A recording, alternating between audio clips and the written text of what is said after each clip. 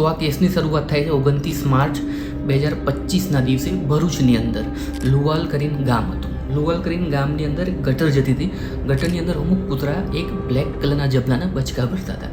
આસપાસના લોકો જોતા હતા, પણ જ્યારે કૂતરાએ બ્લેક કલરના જબલાને ફાડ્યું તો અંદરથી એક વિચિત્ર પ્રકારની સ્મેલ આવી આસપાસના લોકોને. આસપાસના લોકો નજીક જાય છે, જોવે છે અંદર બ્લેક કલરના જબલાની અંદર જેને કૂતરા બચકા ભરતા હતા એની અંદર એક માણસનું માથું હતું. તો આસપાસની પબ્લિક ડરી જાય છે. તો પબ્લિક ભરૂચ પોલીસ સ્ટેશનને ફોન કરીને પોલીસને બોલાવે છે. પોલીસ આવે છે.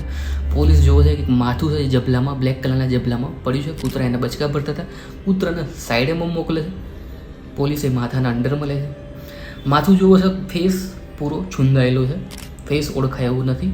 જાણે જોઈને જેણે બી ખૂન કર્યું છે એણે ફેસ એટલો મતલબ ડેમેજ કરી દીધું જેને કોઈ ઓળખી ના શકે. તો પોલીસ સામે હવે ચેલેન્જ હતો કે આ ફેસ કોનું છે અને આ માથું કોનું છે, બીજા બોડી પાર્ટ ક્યાં છે અત્યારે.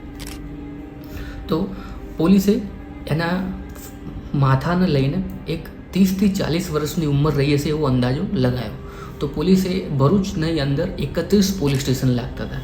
તો બધા પોલીસ સ્ટેશનની અંદર કહી દીધું કે જે બી 30 થી 40 વર્ષના લોકોની મિસિંગ રિપોર્ટ હોય, ગુમ થયેલાની રિપોર્ટ હોય, બધી સબમિટ કરવાનું ચાલુ કરતો. તો એક ટીમ બધા રિપોર્ટ ભેગા કરતી હતી જેટલા બી 30 થી 40 વર્ષના માણસો ગુમ થયા બધાની, અને એક ટીમ બીજા બોડી પાર્ટ શોધવાનું ચાલુ કરતી હતી. તો પોલીસે વિચાર્યું કે આ એક માથું જો ગટરમાંથી મળી શકે તો બીજા બોડીના પાર્ટ્સ બી ગટરમાંથી મળી શકે. તો પોલીસ મ્યુનિસિપાલિટીની મદદ લઈને આખી ગટર ફેદવાનું ચાલુ કરી દીધું. આખી ગટર ચેક કરી તો એની અંદરથી બીજા દિવસે એક હાથ મળ્યો, એના બીજા દિવસે કમરથી ઘૂંટણનો ભાગ મળ્યો. એમ કરતાં આખી બોડીના પાર્ટ્સ પોલીસને મળી ગયા.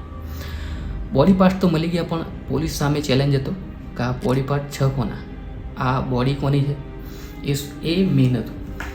તો પોલીસને ખબર પડે છે કે અહીંયા ટેટુ બી હતું એના હાથમાં બોડીની અંદર. પણ બોડીની અંદર ટેટુ એવી રીતે હતું કે એને પૂરેપૂરું ઘસી નાખ્યું હતું જાણી જોઈને જેણે ખૂન કર્યું છે એણે, કે કોઈને ખબર ના પડે કે લાશ કોની છે. કોઈ કદાચ હાથમાં બી આવી જાય લાશ તો બી ખબર ના પડે.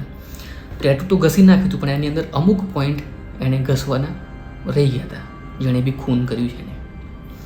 તો પોલીસ જોવા છે અમુક પોઈન્ટ રહી ગયા છે. તો પોલીસ એ જે બી ટેટુ હતું એને રીકન્સ્ટ્રક્ટ કરે છે અને એમાં શું નામ બને છે એ નામ પોલીસ જોવે છે કે આની અંદર આ મતલબ 2-3 પોઈન્ટ રહી ગયા હતા ટેટુના. તો એ બધું રીકન્સ્ટ્રક્ટ કરીને એક નામ બહાર આવે છે જેનું નામ હોય છે સચિન. સચિન નામ આવી જાય છે બહાર કે ટેટુમાં જે લખેલું છે એ સચિન લખેલું છે. તો પોલીસ તરત જ ચેક કરવાનું કહે છે. ઓલરેડી રિપોર્ટ બધી ભેગી કરી દીધી હતી બીજી ટીમે આખા બધા 31 પોલીસ સ્ટેશનની અંદરથી 30 થી 40 વર્ષના ઉંમરવાળા લોકોની. તો એની અંદરથી સચિન નામનો માણસ કોણે છે. તો જ્યારે આ લાશ મળી, મતલબ જ્યારે માથું બીજા બધા પાર્ટ મળ્યા, એના આગલા દિવસે 28 માર્ચે જ એક મોહિત ચૌહાણ કરીને હતો, એણે જે રિપોર્ટ કરી હતી એક સી ડિવિઝન પોલીસ સ્ટેશનની અંદર ભરૂચના, સચિન નામનો માણસ ગુમ થઈ ગયો નથી મળતો. તો પોલીસને સચિન નામનો માણસની રિપોર્ટ મળી ગઈ અને કોણે કમ્પ્લેન કરી છે મોહિત ચૌહાણ એ બી મળી ગયો. તો પોલીસે મોહિત ચૌહાણને કોલ કર્યો કે અમને એક લાશ મળી છે, લાશના ટુકડા છે અમારી જોડે, તમે જલ્દીથી આવો પોલીસ સ્ટેશન, પોસ્ટમોર્ટમ હાઉસ જઈએ આપણે તમે લાશને જોઈ લો તમારા ભાઈની છે કે નહીં. મોહિત હતો સચિનનો જ ભાઈ. તો મોહિત યુપીની અંદર હતો, રિપોર્ટ કરાવીને યુપી ગયો હતો. યુપીથી પાછો આવ્યો ભરૂચની અંદર અને પોસ્ટમોર્ટમ હાઉસની અંદર જાય છે અને પોલીસ એને લાશ બતાવે છે કે આ લાશ તમે ઓળખો, આ તમારા ભાઈની જ છે સચિનની. તો મોહિત ત્યાં જોશથી રડવા માંડે છે અને એ ઓળખી જાય છે કે એના જ ભાઈની લાશ છે. પછી પોલીસ જોડે બહુ બધા ચેલેન્જ હતા કે લાશ મળી ગઈ, લાશના ટુકડા, કોણે આ 9 ટુકડા લાશના કર્યા, કોણે આટલી ખરાબ રીતે માર્યું સચિનને, શું કારણ હતું, એ બધું પોલીસને જાણવું હતું. લુવાલની પબ્લિકને, ભરૂચની પબ્લિકને બધાને જાણવું હતું. તો પોલીસે ઇન્વેસ્ટિગેશન ચાલુ કર્યું, તપાસ કરવાની ચાલુ કરી. તો પોલીસે આખા સચિનના જેટલા બી દોસ્ત હતા, જેટલા બી દુશ્મન હતા, સચિન કેવી રીતે જોબ કરતો હતો, શું જોબની અંદર કરતો હતો, બધું ચેક કરવાનું ચાલુ કર્યું. તો સચિન શાંતિથી જોબ કરતો હતો, રાત્રે એને સુઈ જતો, મતલબ કામથી કામ રાખતો. સચિન જોડે બીજી કોઈ મગજમારી હતી નહીં, કામથી કામ રાખે એવો માણસ સચિન હતો. પણ સચિનનો એક ફ્રેન્ડ હતો જેનું નામ હતું શૈલેન્દ્ર. તો પોલીસ એને બી તપાસ કરવાનું વિચારે છે અને શૈલેન્દ્ર જ લાસ્ટ વાર સચિનને મળ્યો હતો.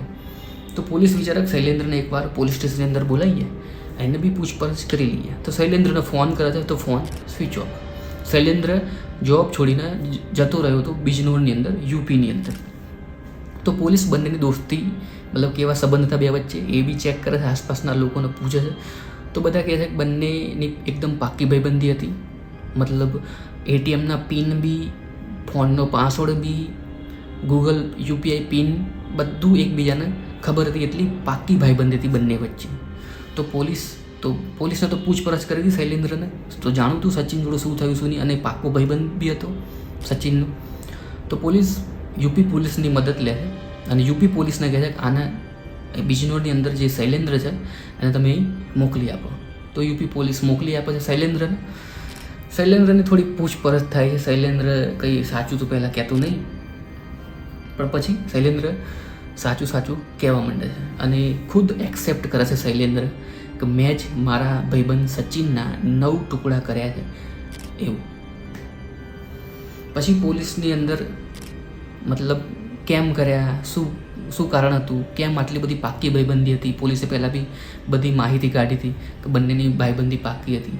તો પોલીસને બી જાણવું હતું, કે બધાને જાણવું હતું, મોહિતને બી જાણવું હતું કે આ કેમ કર્યું આણે આવું. તો પોલીસ બધું પૂછવાનું ચાલુ કરે છે કે 9 ટુકડા તે કર્યા, કેમ કર્યા, શું કારણ હતું. તો શૈલેન્દ્ર કહે છે કે અમારા વચ્ચે બીજું કંઈ નહોતું, પાક્કી ભાઈબંધી હતી. પણ એક દિવસ મારો ફોન, શૈલેન્દ્રનો ફોન સચિનના હાથમાં હતો. તો સચિને શૈલેન્દ્રની વાઈફના ફોટા અંદરથી લઈ લીધા. એવી અવસ્થામાં ફોટા હતા, પ્રાઇવેટ ફોટો કહે છે એને, કે જે મતલબ બધાને ના બતાવી શકાય એવા ફોટો હતા શૈલેન્દ્રની વાઈફના. તો સચિન વિચારે છે અને એના ફોટા એના ફોનની અંદર લઈ લે છે. શૈલેન્દ્રના ફોનની અંદરથી સચિન એના ફોનની અંદર ફોટા લઈ લે છે અને બીજા દિવસથી બ્લેકમેલ કરવાનું ચાલુ કરે છે, પૈસા માગવાનું ચાલુ કરે છે. દિમાગી મતલબ શારીરિક રીતે, માનસિક રીતે હેરાન કરી નાખે છે શૈલેન્દ્રને. પછી 24 માર્ચનો સમય હતો. તો શૈલેન્દ્ર છેલ્લે સુધી કંટાળી જાય છે, એકદમ મેન્ટલી કંટાળી જાય છે. પછી વિચારે છે કે હવે કાં તો ફોટા ડિલીટ થશે, કાં તો સચિન મરી જશે. તો શૈલેન્દ્ર એક પ્લાન બનાવે છે. એના ઘેર પાર્ટી રાખે છે, દારૂ પાર્ટી, અને દારૂ પાર્ટીમાં બોલાવે છે સચિન. તો સચિન દારૂ પાર્ટી કરવા જતો રહે છે. દારૂ પાર્ટી કરવા જાય છે, બંને દારૂ પાર્ટી કરે છે. પછી સચિનને કહે છે તું પેલા રૂમની અંદર સૂઈ જા. તો સચિનને કોઈ હોશ બોશ હતો નહીં. તો શૈલેન્દ્ર ભાઈ એનું કામ ચાલુ કરે છે, એના ફોન લઈને ફોટા ડિલીટ કરવાનું. પણ એવામાં જ સચિનને હોશ આવી જાય છે અને બંનેની અંદર લડાઈ ચાલુ થઈ જાય છે. ફિઝિકલ ફાઇટ ચાલુ થઈ જાય છે. બંને લડવાનું ચાલુ કરી દે છે. તો એની અંદર શૈલેન્દ્રને એટલો ગુસ્સો વધી જાય છે કે ચપ્પુ લઈને સચિનના ઘા મારી નાખે છે. આવા રાતનો સમય તો બંને પાર્ટી કરીને બેઠા હતા, પણ શૈલેન્દ્રએ સચિનને ચપ્પુ મારી નાખ્યો. પછી બીજા દિવસ આખી રાત લાશ શૈલેન્દ્રના ઘેર રહી સચિનની. બીજા દિવસ બી આખો દિવસ સચિનની લાશ શૈલેન્દ્રના ઘેર જ રહી. શૈલેન્દ્ર બીજા દિવસ એણે વિચાર્યું કે હું આજે જોબ નહીં જાઉં તો કદાચ ખબર પડી જાય. એના કરતાં એ આખી રાત બી રહી, આખા દિવસ બી રહી, જોબ જતો રહ્યો, સવારમાં ઉઠીને ત્યાં સુધી લાશ એના ઘેર જ છે. પછી સાંજે જોબ પરથી પાછો આવતો ત્યારે એણે વિચાર્યું કે આના લાશને મારે કંઈક ઠેકાણે કરવી પડશે.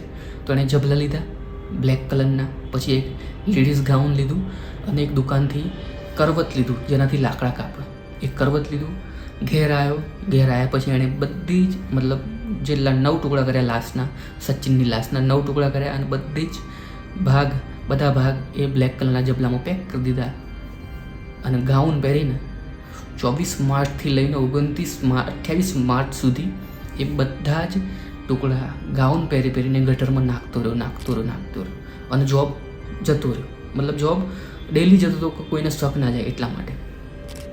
પછી 28 માર્ચે એટલો ચાલાક હતો આ શૈલેન્દ્ર કે 28 માર્ચે મોહિતના ભાઈ જોડે બી કમ્પ્લેન લખાવા ગયો હતો કે આ સચિન ગુમ થઈ ગયો છે, ક્યાં ગુમ થઈ ગયો કોઈને ખબર નહીં. આ સ્ટોરી હતી શૈલેન્દ્રની, કે જેણે આની અંદર શૈલેન્દ્રને બી ભૂલ છે, સચિનની બી ભૂલ છે, બંનેની ભૂલ છે.